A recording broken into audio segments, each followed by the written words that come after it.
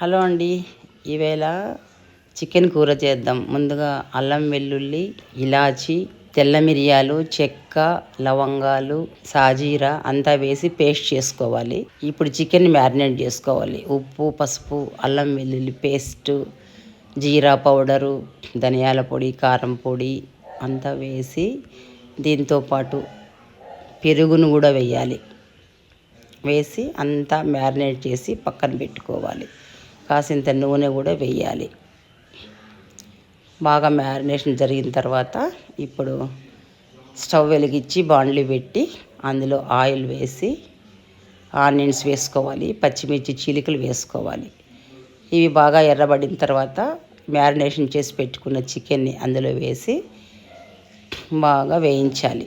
అది బాగా వేగిన తర్వాత ఇప్పుడు టమోటా పేస్ట్, కొత్తిమీర, పుదీనా వేయాలి. టమోటా పేస్ట్ని వేయాలి. మరి కొద్దిగా పుదీనా, కొత్తిమీర వేసి మూత పెట్టి బాగా ఉడికించాలి.